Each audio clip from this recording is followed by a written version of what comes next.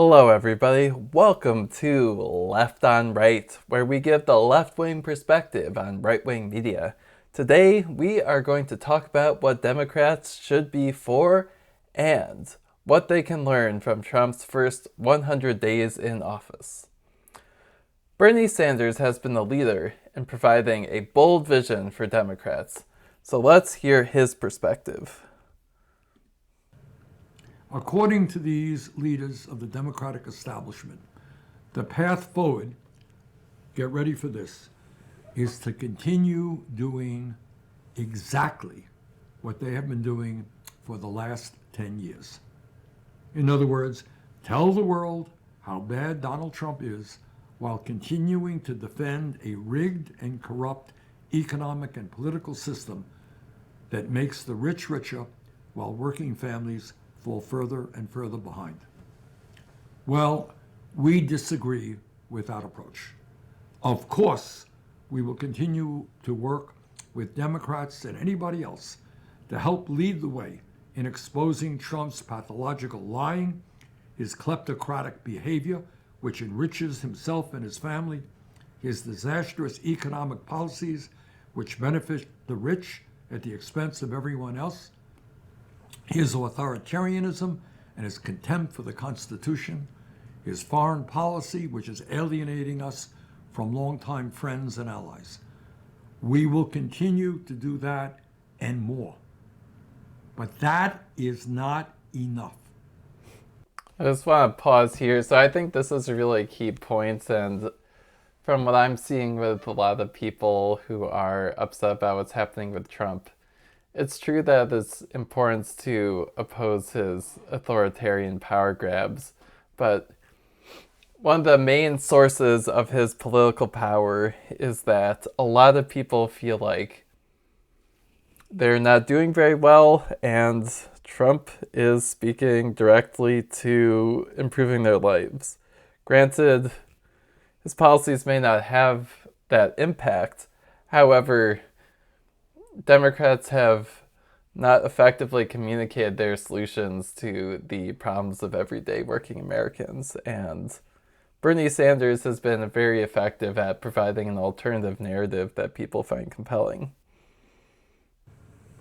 From one end of our country to the other, in red states, blue states, purple states, working families, young people, seniors, the poor, people of color, people in cities and people in rural America, and Americans of all stripes are desperately looking for a new and bold vision for America's future. The status quo is not working and cannot and should not be defended. Let me repeat that. The status quo is not working and cannot and should not be defended.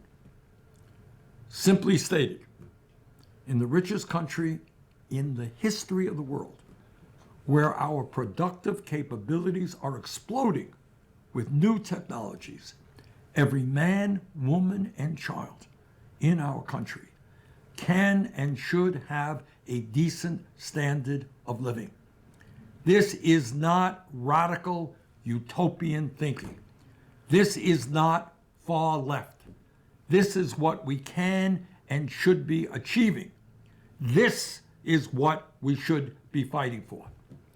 What is radical and unthinkable is that in the year 2025, in the United States of America, 60% of our people live paycheck to paycheck. And we have some of the highest rates of childhood and senior poverty of any major country on earth. What is radical? So that, I like what Bernie Sanders is saying here. So he's bringing out the statistic, 60% of people in this country are living paycheck to paycheck. And what is the plan to address that? We need a bold vision for addressing that issue, among other things. So I'm going to go over to some discussion here. So, is being against Trump enough? No, it is not enough. Americans want aggressive action. A lot of people are unhappy with the status quo and they want aggressive action, upset the apple cart. That is better than doing nothing for a lot of people. And another thing that I've been thinking about is, despite all this, Trump being authoritarian, which I'm totally on the same page about, a lot of his actions are exceeding his authority and it's bad for this country. A pretty substantial number of people have more important things to worry about than that. If you don't have a job and your housing and food situation is insecure, you're not really going to be thinking about what's happening in the higher levels of government. So I've been spending some time thinking about this and just what is the basic things that people are going to be thinking about, and how's that, and also kind of how they're related to the right-wing talking points. So given all the time I've spent consuming right-wing media lately, I've learned a lot about what's been effective under Trump. And the first thing about political momentum is that you need to take bold action. Even if something is barely correct, you can get a lot of leeway with voters if you are directly addressing their concerns and the other side isn't. So let's talk a little bit about jobs. The basic problem that a lot of people are facing is that the factories they used to work at, those jobs are getting outsourced to other countries. So they don't have any jobs now. And then Trump comes in and he has these tariffs. The rollout has been very chaotic. He didn't think about what he was going to do next. Where is the financing to support building new manufacturing centers within the US? The policies have not been very effective. However, the Democrats haven't been offering a clear alternative that affects enough people. The CHIPS Act was a very well thought through policy, but it just wasn't big enough to address the concerns of many people around the country. I think one thing I can give Trump credit for is the tariffs were so dramatically large, it really shocked people into thinking a different way, and it brought this issue front and center. I think things could have been done much better. However, part of Trump's way of doing things, which I think that we have to concede has a lot of value, is that you need to think about what is the biggest, boldest action I could take to upset the apple cart and get people thinking in a new way and trying to address things.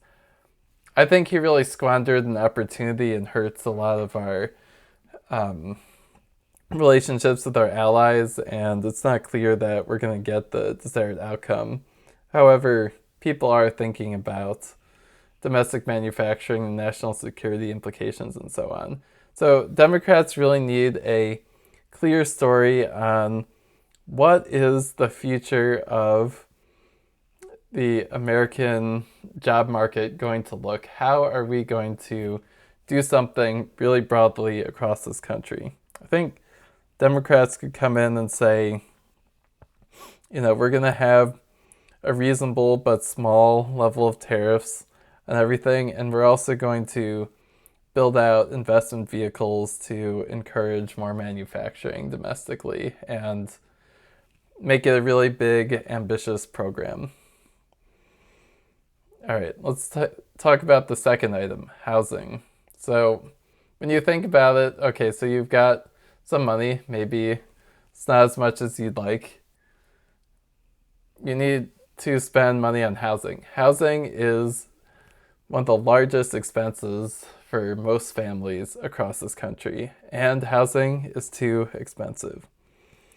So I'm not exactly sure what the bold policy decision here would be, but the basic problem is that Anybody who has a house is disincentivized from having housing prices go down.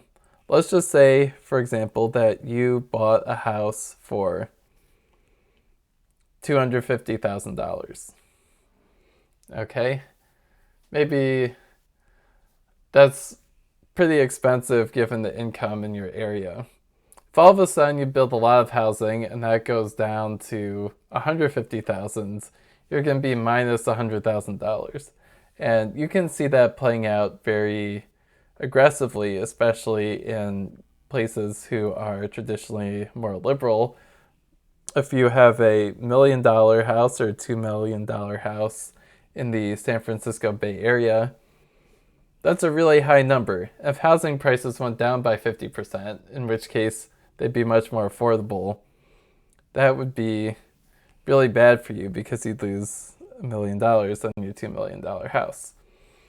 However, I think that Democrats need to take much more aggressive action on housing to get more housing built.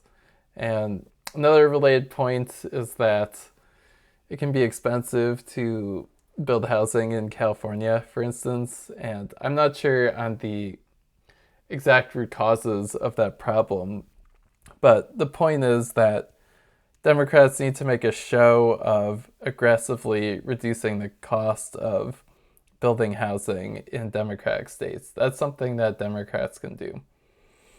All right, let's talk about healthcare. This is something that Bernie Sanders talks a lot about and is a general problem. We're the richest country on earth, and unlike many of the other first world countries around the world, we do not provide universal health care. So that is a good issue for Democrats to pursue aggressively. Now, I'm just brainstorming here, but here's one problem that is a huge issue for me. A lot of doctors don't take Medicare. If we want universal health care for people, we're going to need to expand Medicare and make it so that more doctors accept Medicare. So, if I were an aggressive Democratic president, I would force doctors to take more patients on Medicare. That's something that could be done in various ways. You could say it's wrong to force doctors to take certain patients. They should be able to freely associate. However, I think it's directionally correct in the sense that a lot of seniors can have trouble finding doctors, and if more doctors are forced to work with Medicare, then that would strengthen the system because there'd be a vested interest. So that's the type of thing I'm thinking about in terms of bold action. So another thing we could talk about is corruption. So nobody likes corruption, nobody likes waste, fraud, and abuse. Trump and Elon Musk have taken a very aggressive stance against waste, fraud, and abuse in the federal government. All the things that I've read on that topic indicate that it has not been that effective. However, they're making a big show of doing something, and that is something that Democrats have to do as well. So let's talk about what corruption might look like. So how about aggressive laws against corporate lobbying? As one example, could add some strong laws associated with transparency for corporate lobbying. I think a lot of people would be supportive of that. It's a little unclear how exactly you do that, but it's taking on that problem aggressively, doing something that might be a little bit questionable, but you're going to get a lot of leeway with voters if you take on the question of corporate lobbying aggressively. I think that Bernie Sanders is very much on the same page. Obviously, most politicians aren't, and the Republicans probably wouldn't see a lot of ground on that. So that'd be a real differentiating issue if you took some aggressive anti-corruption stances. Another example would be that you could start aggressive investigations on people who donate more than some amount of money towards our elections.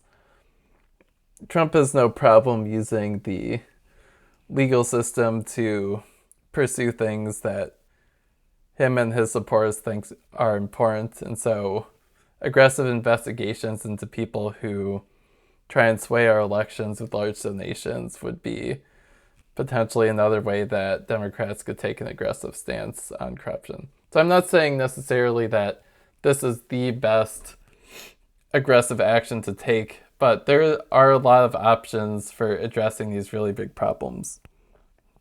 Let's talk a little bit about immigration. Trump is taking a very aggressive stance on immigration. It's one of his core tenets. And one thing that would really upset the apple cart, but no one seems to want to do, is there's lots of people hiring illegal immigrants and paying them a lot of money. So we keep talking about how farms have a pretty significant portion of the people there are working illegally.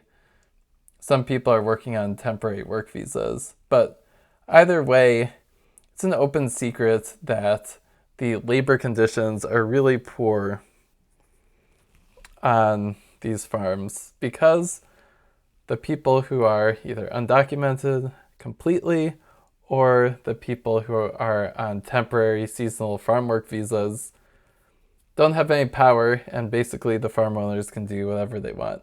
So this would be a great example of a place where, say, California, there's a lot of farms around here. I'm sure there's a variety of legal statuses and the people working there. I'm sure that the workers' rights aren't great there. There's a great segment on More Perfect Union, which was explaining how there are citizens of the country who apply to work at these jobs, but then obviously the farms don't want to hire those people because they have more rights and they could whistleblow more effectively. So they basically deny those job applications. So Democrats could take an aggressive stance against something like that, and that'd be an interesting way to address the immigration problem, and the question of workers' rights is a more typical Democratic issue that they could advocate for. And so finally, I want to talk a little bit about inclusion. So one of the main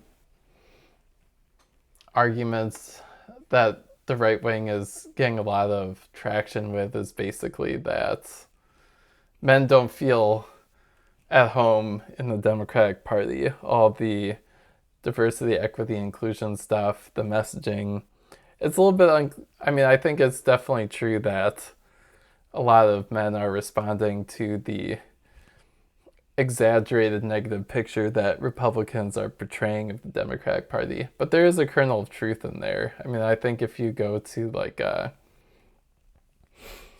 liberal college campus or a corporate world, nobody's going to be saying like, let's start a group to promote male leaders. That would be very much frowned upon in like a academic setting or another setting. And that's basically because, so there's a lot of groups that would promote female leaders.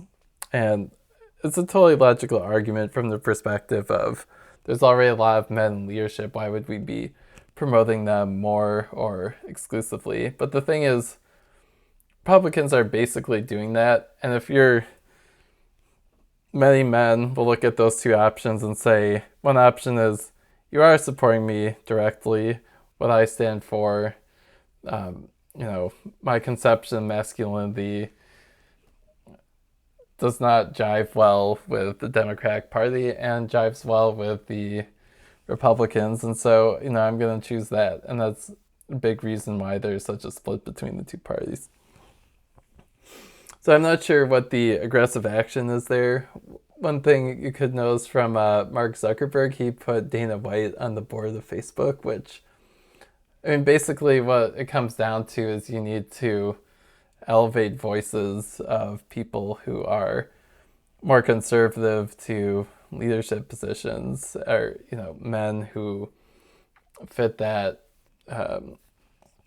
that pattern. So I'm not sure what Democrats are going to do about it, but it's a major sticking point that's going to be a big problem. It's also interesting that the left-wing perspective they do have the vocabulary for saying, like, does someone feel like they belong within an institution or a space? And universities are very big on that. We want to make sure that people of color feel welcome at the university.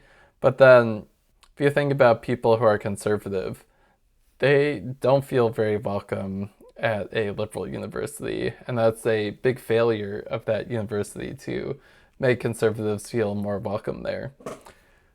There's obviously arguments about what that might entail, but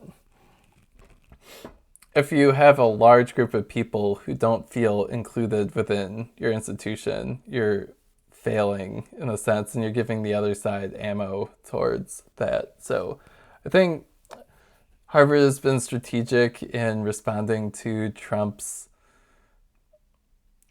attacks based on the anti-Semitism, and they're making some concessions. And they've been doing things continuously over time. So I think that power grab to attack the universities hasn't been right, but